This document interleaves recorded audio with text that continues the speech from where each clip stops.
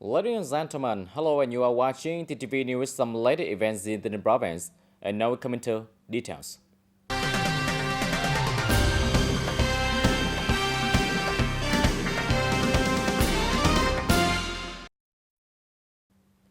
Ladies and gentlemen, the Bronzo People Committee organized the conference on September 20 to exchange ideas and meet manager, civil servant, and officials from the TayNinhTV education and training sector in 2023. Mr. Yoditrom, standing vice chairman of the Bronzo People Committee, presided over the conference. Miss Nguyễn Đại Thị, standing vice chairwoman of the Provincial People's Council, and Miss Hoàng Thị Thanh Thủy, deputy head of the Provincial National Assembly delegation, also attended the conference.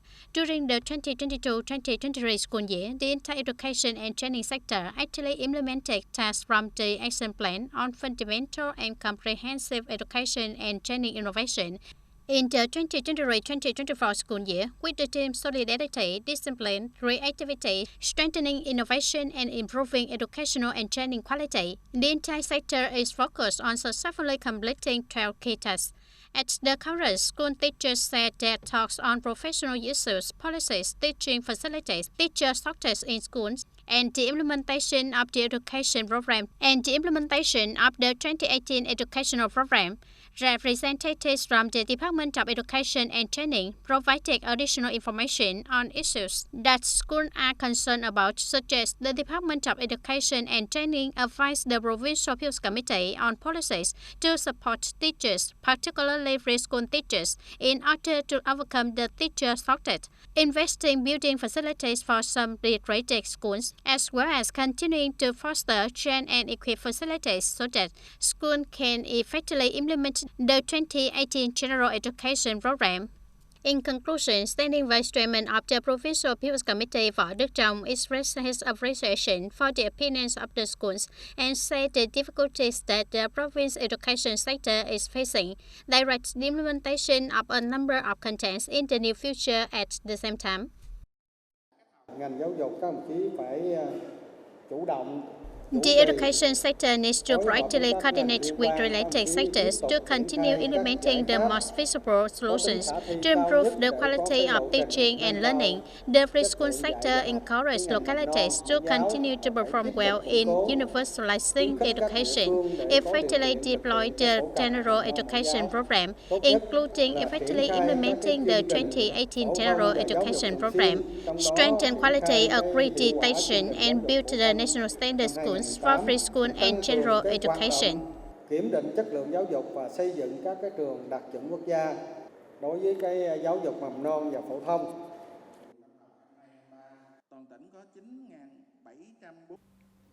The 10th Bronzo People Council will hold the next session on September 22nd. This session is expected to consider and pass 13 significant resolutions. The content presented by the Bronzo People Committee at the meeting have been reviewed and verified in numerous working sessions of the Bronzo People Council Standing Committee and Professional Committees. The verification of the meeting contents will complete by September 19. The Bronzo People Council delegates will consider resolution on 13 proposals requesting the issuance of resolution in a variety of fields at the meeting on September 22nd. Among these are the following resolutions. Resolution approving the TayNinhTV Bronzo planning for the period 2021-2030 with a vision to 2050. Resolution approving the investment policy adjustment of the TayNinhTV City wastewater collection and treatment system project phase 1. Resolution approving the investment policy of the resettlement area technical infrastructure project in Taman Town. Resolution approving the investment policy of the August Revolution Rural Embellishment Project. Resolution governing the levels of expenditure for organizing compensation, support, and resettlement when the state recovers land in the province. The session will last a single day. The resolution discussed at this meeting will serve as important foundation for the province's future socio-economic development plans. In the morning of September 20, the Bronzo People Council Supervision Delegation led by Ms. Nguyễn Thị Xuân Hương, head of the Bronzo Party Committee Propaganda Department, head of the Control and Social Sector. The Bronzo People Council had a survey to supervise the use of technical equipment at TayNinhTV radio and television station. Mr. Nguyễn Thanh Phong, Vice Chairman of the Bronx People Council, were also present at the supervision session. Mr. Vũ Xuân Trường, Director of TayNinhTV Radio and Television Station, reported at the meeting, the headquarters of TayNinhTV Radio and Television Station was put into use and exploited in 1993 and is now rapidly deteriorating. The office rooms are narrowly designed and do not meet the functions required for the station's specialized activities. Studios are not designed to meet sound standards and soundproofing standards, causing noise when operating and complicating working room arrangements. Technical equipment for program production is still in short supply and must be replenished on an annual basis. To ensure data security, document storage system must replace all storage system. Furthermore, the units mode of transportation are still inefficient to meet the specific operational requirements of the radio and television sector. Leaders of TayNinhTV Radio and Television Station proposed at the meeting that the Provincial Appeals Committee quickly approved the autonomy plan as a foundation for implementing relevant regimes and policies, simultaneously consider approving the project to improve the quality of operations of TayNinhTV Provincial Radio and Television Station 2023-2025 period, orientation to 2030.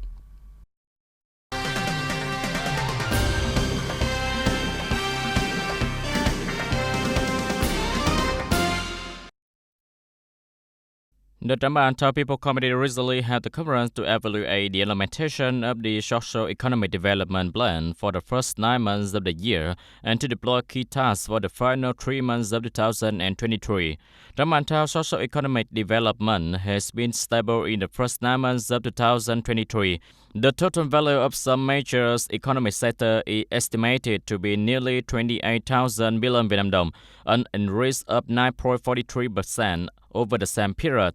Total state budget revenue is expected to more than 218 billion Vietnam dong, or 77.45% of the estimate. Investment capital for basic construction is expected to be more than 177 billion Vietnam dong, or 100% of the plan. Compensation and site clearance work, planning management and urban development are carried out on schedule. The situation of security, order and social safety in the inland and border area is stable. Mr. Trần Tường Quốc, Chairman of the TayNinhTV People Committee, has asked agency and unit to urgently review plans and try to successfully complete the task of socio-economic development, implement the urban development program and new rural construction thoroughly, concentrate on lowering the site, improve land and urban management, construction order, and completely deal with the situation of spontaneous market, encouraging on-site work, resulting in a loss of urban entities, improve the quality of administrative reform associated with digital transformation, helping to meet and exceed the resolution goals.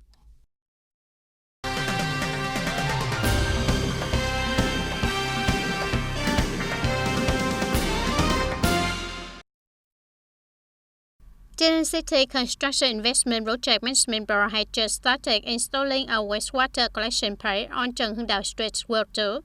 This is also one of the first few wastewater collection pipelines implemented in the city's Phase 1 wastewater collection and treatment system project. Accordingly, Trần Hưng Đạo route from Cách Mạng Tháng 8 Street, One Bridge to Trần Hưng Đạo Secondary School roundabout, Thái Hòa Road has the construction unit carrying out items such as installing pipes and arranging many manhole service with water collection and one pumping station with a capacity of nearly 400 cubic meters per day and night. According to the design, wastewater from households will be collected into manholes and automatically flow to the wastewater reservoir of the pumping station. The pumps at the station will then transfer wastewater to the plant for treatment. In the coming time, the City Construction Investment Project Management Board will continue to carry out the installation of pipes, manholes, and pumping stations on the remaining key roads to complete the wastewater collection network put to serve the people. It is expected that the construction of the city's wastewater collection network will be completed in 2024.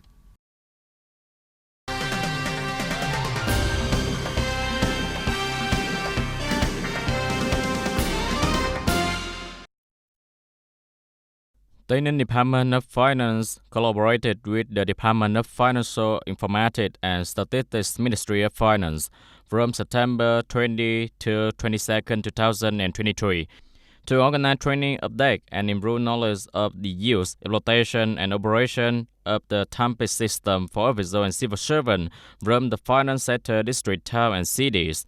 The Treasury and Budget Management Information System TAPIS provides timely and accurate information on the implementation of the state budgets and all time, ensuring synchronization of state budget revenue and expenditure data between the state treasury and financial tax and custom agency. Students were introduced to updated and added content in TAPIS system program during the training session, such as event procedure for system setup, account management setup, and some TAPIS key user skill, both theory and practice. Knowledge of how to use the system standard and customized report, handling situations in support work, discussing and resolving problems. Ladies and gentlemen, Vietnamese economy is overly reliant on the global market and FDI sector. When the global market is affected, when FDI enterprises face difficulties, the Vietnamese economy suffers, which is why we must focus on strengthening endogenous capacity. According to the expert, businesses today are heavily reliant on market issues, aggregate demand capabilities and resources such as investment capital. As a result, it is necessary to aim for market diversification, internal resource exploitation, new market exploitation, and increase support for businesses so that they have enough capacity to access and innovate products and standards to access and diversify markets. We will have assistance with capital resource issues, but more importantly with production restructuring and industrial restructuring technology, so that businesses can access new standards, new technologies, and new development trends.